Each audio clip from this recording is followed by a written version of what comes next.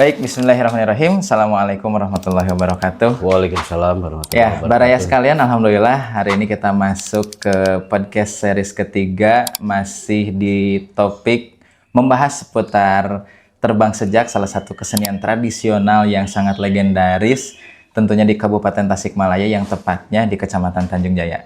Nah, Baraya sekalian, hari ini pasca Lebaran kita ada kesempatan untuk bersilaturahmi dengan salah satu tokoh sekaligus praktisi, pakar, dan akademisi juga teman-teman. Karena beliau ini sebagai salah satu pelaku budaya di lingkungan Kabupaten Tasikmalaya teman-teman ya. Assalamualaikum Pak. Waalaikumsalam warahmatullahi wabarakatuh. Sampurasun. Rampes. Teman-teman kita kenalan dulu ya. Nah Pak Asep, alhamdulillah wilujeng boboran Pak. Sami-sami. Minal izin wal faizin, mohon maaf lahir dan batin. Nah, teman-teman, kita kenalan dulu lebih lengkapnya seperti apa. Nanti Pak Asep akan mengenalkan kepada kita semua. Sebetulnya beliau ini siapa sih? Dan sudah berapa lama tinggal di Kecamatan Tanjung Jaya, Kabupaten Tasikmalaya? Dan sebagai apa sosok beliau ini keberadaannya di sini? Ya, oke langsung aja ke Pak Asep. Mangga Pak Asep. Assalamualaikum warahmatullahi wabarakatuh. Waalaikumsalam Terima warahmatullahi kasih wabarakatuh. atas kedatangan dari Pak Rijal. dari Pak Rijal. Beliau ingin menggali potensi budaya daerah yang ada di Kecamatan Tanjung Jaya, Kabupaten Tasikmalaya.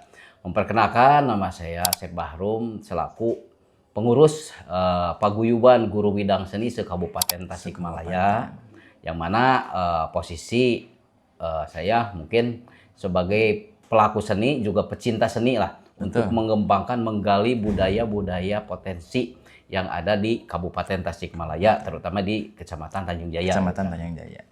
Mungkin itu pengenalan saya sebagai pelaku seni, pecinta seni. Betul Pak. Dengan hadirnya tim dari akademisi, dari fakultas mungkin ini, Fakultas Siliwangi, ya alhamdulillah ada kepedulian gitu. Betul, untuk ya ikut serta berperan menggali budaya-budaya yang telah hampir punah mungkin, budaya-budaya buhun yang ada di Kecamatan Tanjung Jaya, Kabupaten Tasikmalaya. Betul. Saya ucapkan terima kasih. Siapa sami-sami orang campur ya Pak bahasana. Gitu.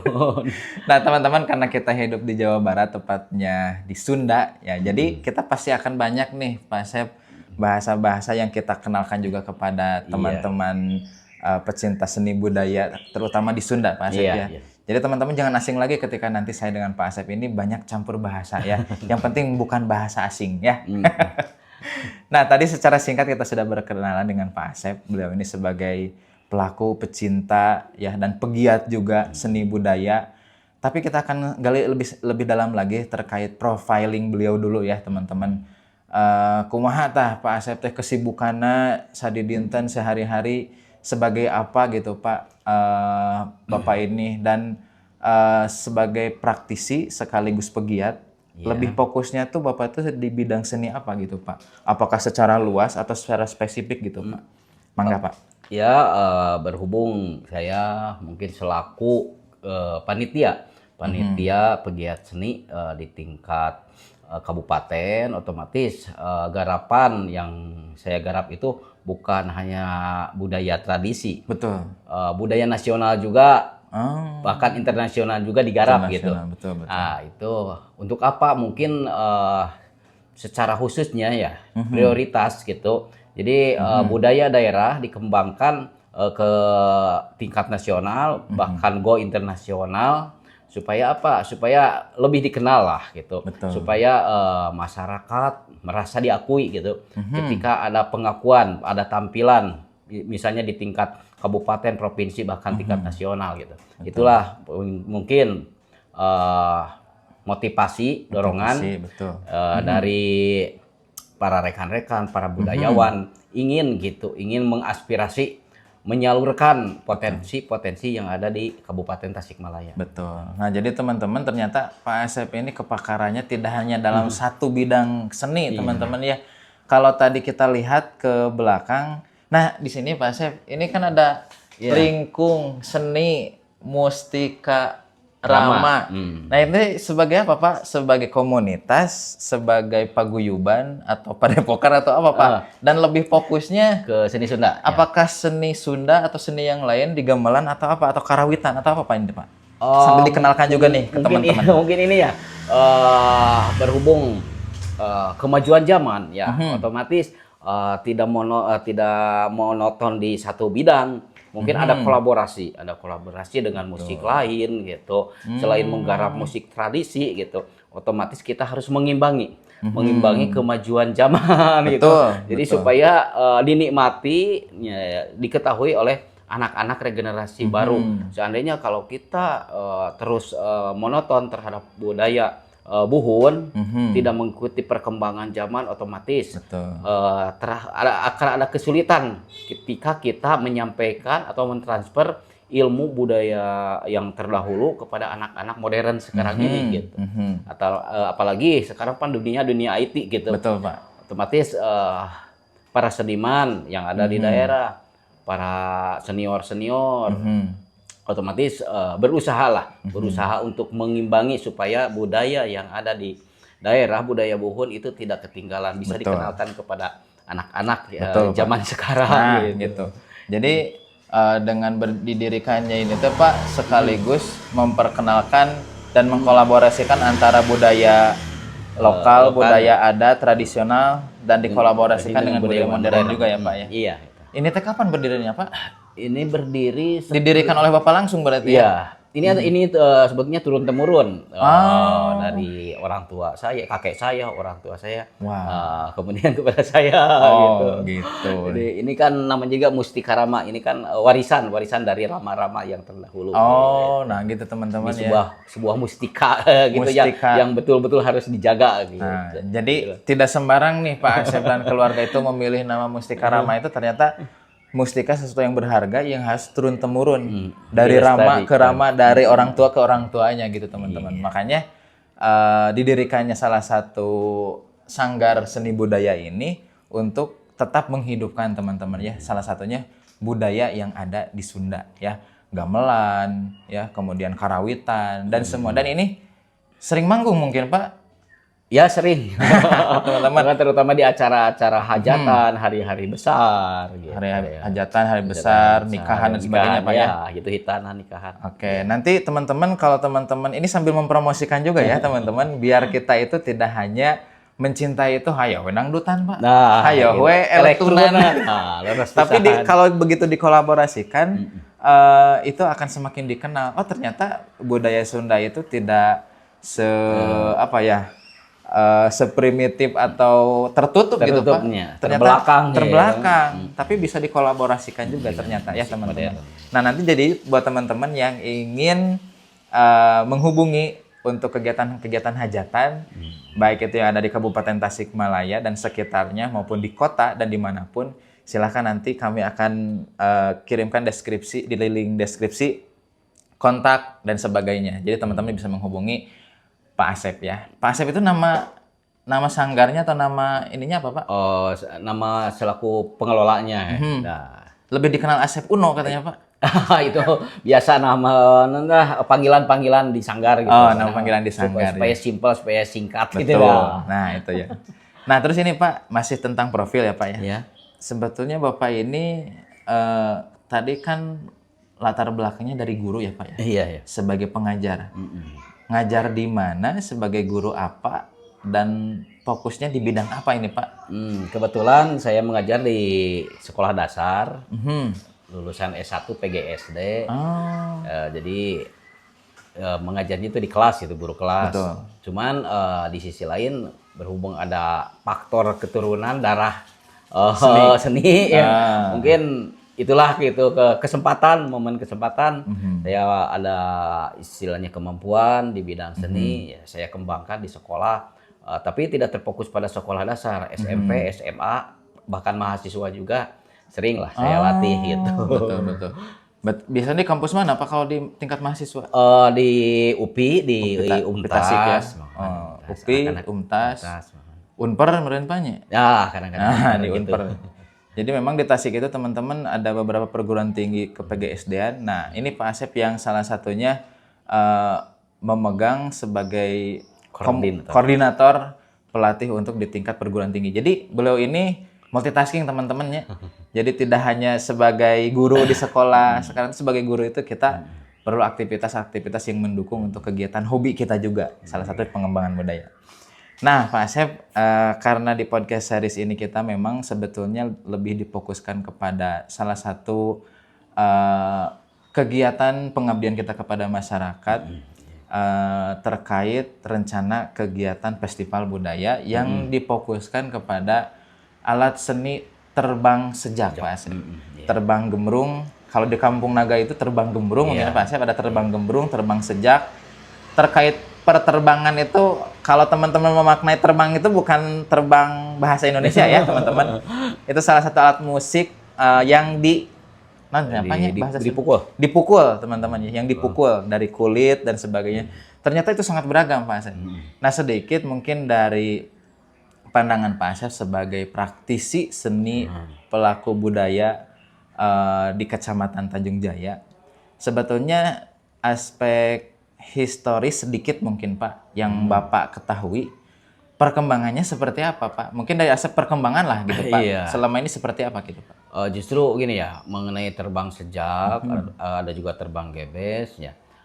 Justru sangat memprihatinkan menurut pandangan saya sekarang. Makanya saya berkoordinasi dengan bidang kebudayaan untuk berusaha lah menggali kembali supaya kegiatan di masyarakat, misalnya terutama di lingkungan yang ada terbang sejak, bisa berkolaborasi dengan Dinas Kebudayaan untuk mempertahankan atau melestarikan bahkan mentransfer gitu kepada regenerasi yang sekarang gitu, supaya tidak terjadi kesenian yang misalnya ada seperti beluk, terus seperti rudat, itu kan sekarang hampir punah gitu. Nah, saya berkoordinasi dengan kebudayaan, berusahalah untuk menggali atau mempertahankan untuk mentransfer kepada regenerasi yang sekarang gitu. Jadi sekarang ada upaya-upaya ya Pak ya. Ada upaya gitu supaya tidak punah. Betul. Nah, ini kebetulan sekali teman-teman ya, bertepatan dengan visi misi yang digalakan oleh Pak Asep dan teman-teman di lingkungan seni budaya Kecamatan Tanjung Jaya. Momentum ini sangat tepat dengan kegiatan pengabdian kita ya, yang alhamdulillah didukung oleh Kementerian Budaya teman-teman ya, Kementerian Budaya, Kemenkeu dan sebagainya, agar aspek budaya di beberapa daerah itu dimunculkan kembali. Oleh karena itu kita dan beberapa kelompok tim dari kampus IKIP Siliwangi, teman-teman berusaha memfasilitasi kembali ruang sekaligus untuk kolaborasi, sehingga nanti harapan-harapan Pak Asep dan teman-teman itu bisa menghidupkan kembali seni-seni budaya buhun. Buhun itu yang udah tua mungkin Pak ya istilahnya. Lama sekali. Yang udah lama lah teman-teman ya. Salah satunya tadi terbang sejak atau terbang gembrung atau terbang gebes. Dan macam-macam ya Pak? Macam-macam iya. Macam-macam. Tergantung daerahnya memberi namanya gitu. Misalnya dari daerah Cikusal terbang gebes, kalau di Desa Cikusal. Kemudian dari daerah Cipurut ini terbang sejak, misalnya dari Kampung Naga itu terbang gembrung gitu. Iya. Beda-beda sih. Secara fungsi Pak itu teh sama atau yang membedakan teh dari aspek mana Pak sepengetahuan Bapak? Apakah dari jenis, ketukan, atau keberfungsian saat momen apa digunakan kebanyakannya gitu Pak? Itu menurut Bapak? Ya ada sedikit perbedaan lah. Pak sambil ngopinya? Iya siap. Mari. Ada sedikit perbedaan mungkin di dalam cara tepukan atau ya. Terus dalam iringannya mungkin agak berbeda. Terus ada yang pakai tarian, ada pakai sholawatan kan. Betul. Nah itu macam-macam gitu, tergantunglah mungkin itu dari leluhur mereka gitu. Jadi tidak sama mungkin, cuman secara keseluruhan maksud dan tujuannya tetap gitu. Mereka itu ingin menggali, mempertahankan apa adat istiadat dari terdahulu. Kadang-kadang kan seperti ada acara-acara ritualnya, mungkin ada perbedaan gitu, cara penyampaiannya gitu. punya tata cara tersendiri Oh, masing-masing gitu. Ada nggak Pak salah satu tradisi yang dipertahankan sampai saat ini? Contoh kan kata Bapak tadi misalkan di hajatan. Mm-mm. Ada nggak di salah satu daerah, contohnya misalkan di daerah mana Pak, yang terbang gemburung ini betul-betul masih digunakan dalam satu kegiatan hajat masyarakat? Contohnya apa gitu Pak? Misalkan Oh, ada di mana? ada ini di daerah Cipurut biasanya kalau acara maulidan, ya, Oh, maulid. maulid, Mhm. biasanya itu kan sholawatan. Betul. Nah, itu biasanya diiringi oleh musik-musik tradisional tadi gitu, misalnya terbang sejak itu gitu. Hmm. Kadang-kadang misalnya ada acara ritual, misalnya acara nikahan, hitanan, hitanan, gitu. nikahan, Nah, itu, hajat-hajatnya Pak nya. biasanya itulah yang biasa bisa mempertahankan gitu. Mhm. Jenis kegiatan tersebut gitu, Betul. terutama di dalam acara Maulid Nabi gitu. Kan itu ada salawatan-salawatan. Nah, itulah biasanya gitu. Itulah yang mendukung gitu bisa bertahannya kegiatan seni ini gitu, terbang sejak ini. Nah, jadi teman-teman ternyata sampai sekarang masih digunakan meskipun ini kategorinya sudah tua, salah satu alat seni musik terbang gemulung sejak maupun gebes itu termasuk buhun ya Pak ya. Iya, buhun. Udah tua, tapi untuk mempertahankannya itu lingkungan masyarakat sendiri, salah satunya dari Desa Cipurut ya Pak ya. Cipurut ya. Daerah Cipurut yang sampai saat ini ketika ada kegiatan maulid, hajat, nikahan, hitanan dan sebagainya itu masih dipertahankan teman. Termasuk di Kampung Naga Pak kemarin. Ternyata di Kampung Naga juga setiap kalau terbang gemrung berdasarkan referensi yang saya terima dari teman-teman di Kampung Naga itu biasanya digunakan khusus hanya di kegiatan Idul Fitri, Idul Adha dan Maulid Pak. Di luar eta mah tetiasa kenapa? Nah gitu. Karena memang kalau di Kampung Naga itu berhubung kampung adat ya Pak ya. Iya, adat. Jadi memang ada beberapa yang sangat disakralkan teman-teman. Jadi kami agak sedikit memiliki keterbatasan ketika alat tersebut harus dipentaskan secara luas. Ya. Nah itu ada beberapa hal secara adat istiadat, seremonial dan hal-hal yang non Pak dipertahankannya. Hal-hal yang bukan mistis. Mistis memang betul teman-teman. Mistis itu bagian dari ritualitas ibadah dan kepercayaan mereka yang Adat tidak istiadat. bisa adat istiadat ya Pak ya. Dan itu tidak bisa kita nafikan juga teman-teman, harus kita terima dan menjaga privasi ada tertentu teman-teman gitu. Pak, karena Bapak ini kan sebagai guru sekaligus praktisi, tentunya kan banyak nih Pak garapan-garapan yang sudah menjadi pengalaman Bapak atau jadi portofolio Bapak nih Pak selama Bapak mengajar sebagai guru. Apakah ada siswa-siswa yang selama ini Bapak latih Iya.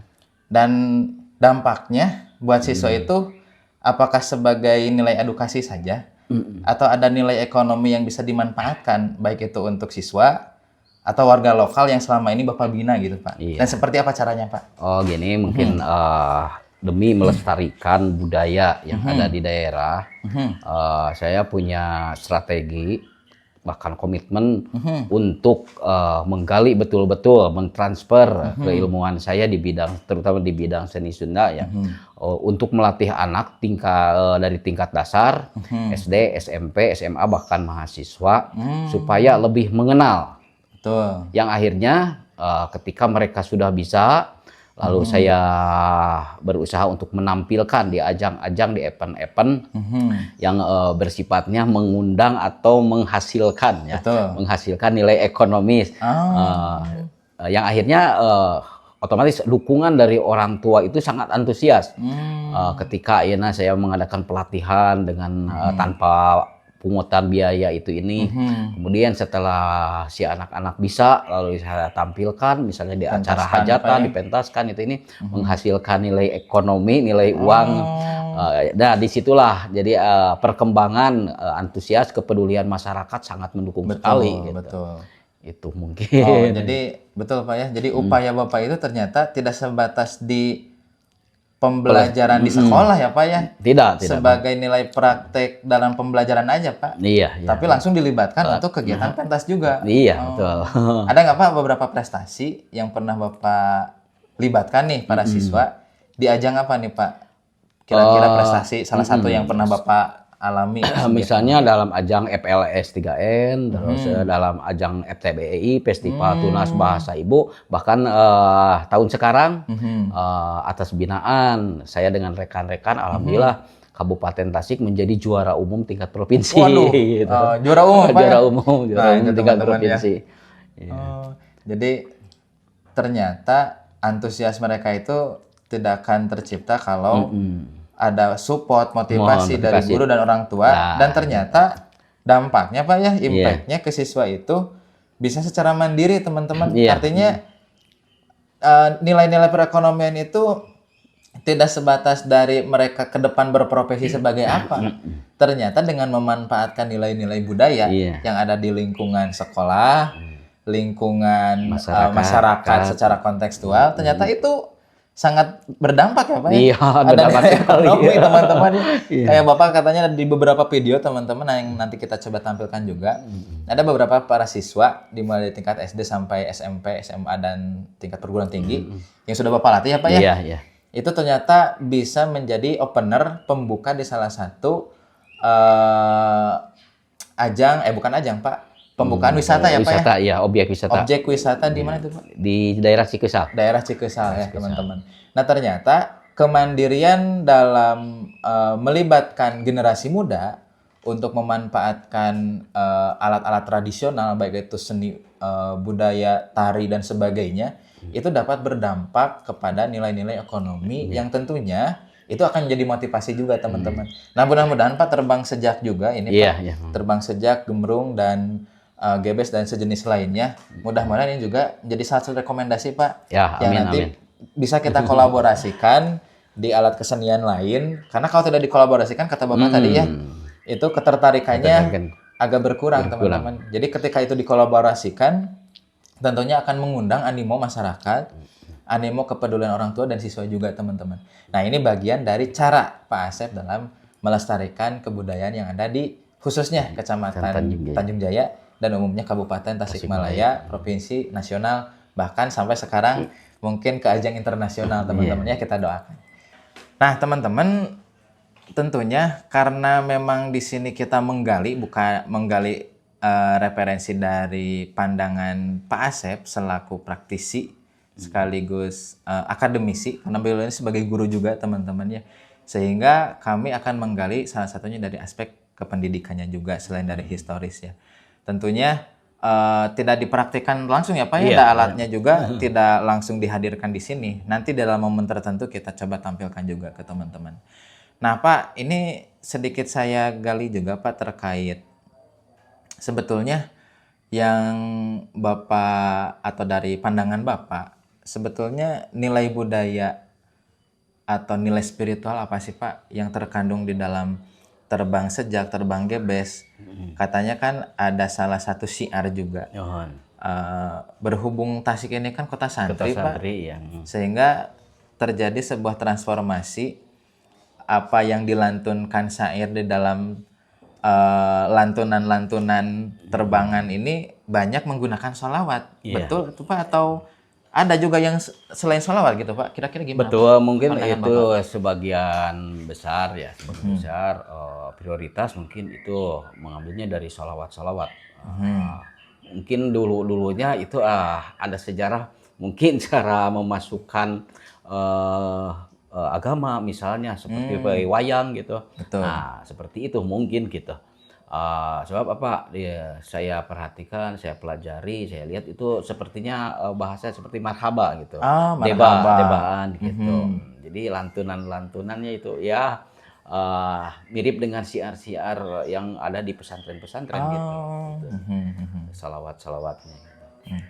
Tapi itu tidak terbatas di sholawat atau biasanya dengan sholawat Pak?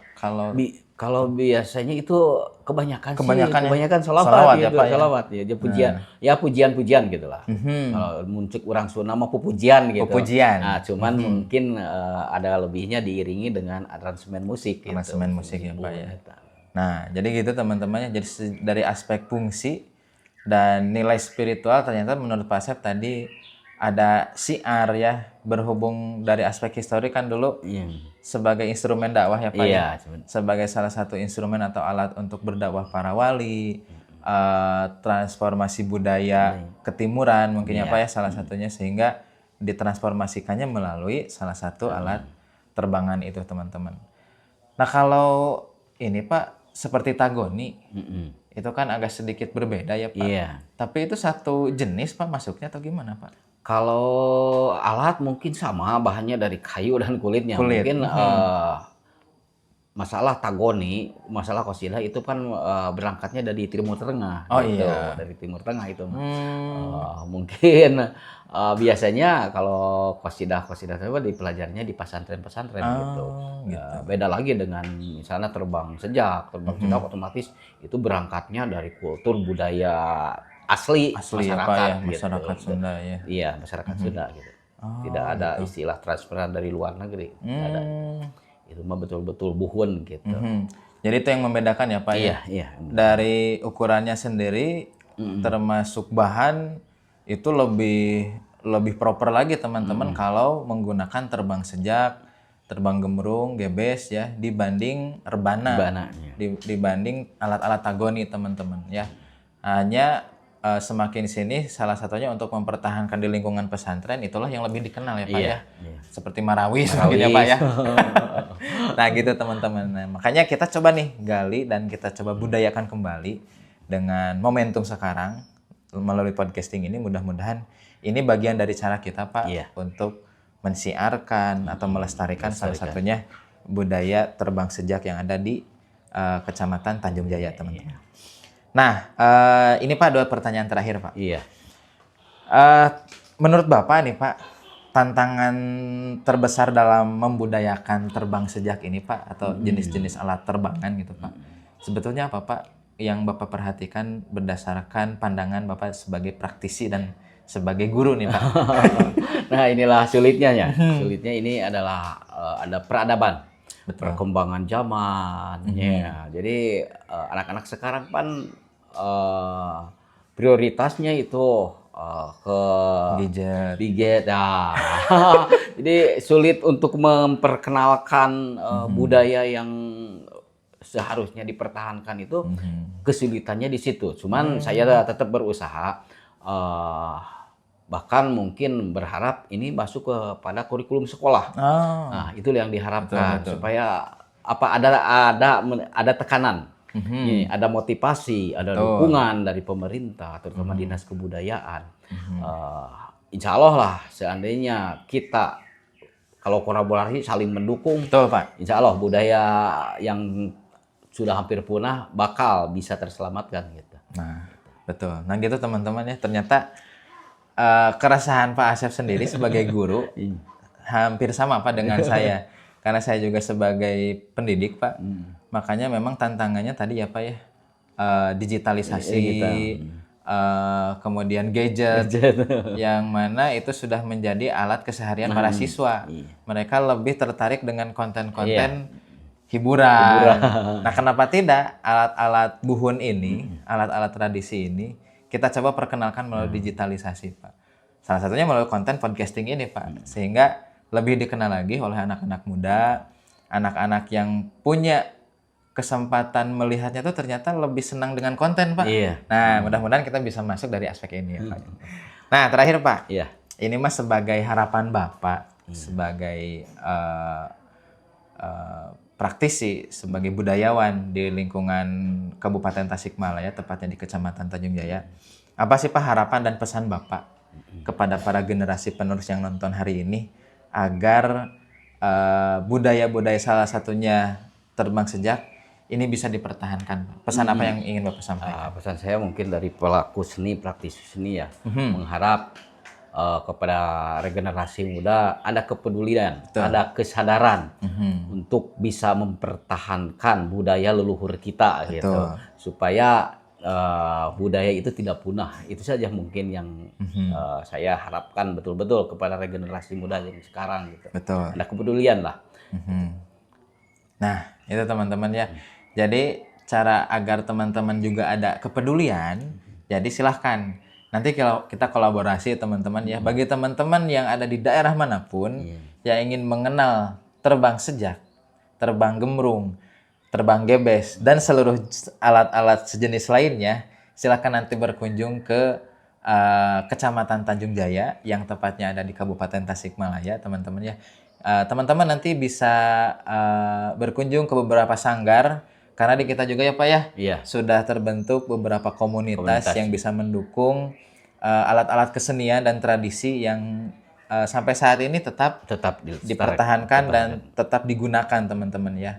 Nah termasuk kegiatan pelestarian budaya terbang gembrung dan terbang sejak ini teman-teman. Nah itu dia podcast kita di seri ketiga ini, mudah-mudahan bisa memberikan pandangan yang lebih luas bagi teman-teman baik yang sedang studi tentang budaya, seni, alat seni tradisional, seni buhu dan sebagainya, agar kita bisa belajar bersama. Dan terima kasih Pak Asep sudah bisa berbagi ya pengalaman di kegiatan podcast kita hari ini. Hatur nuhun, kita ketemu di podcast series berikutnya. Hatur nuhun, assalamualaikum warahmatullahi wabarakatuh.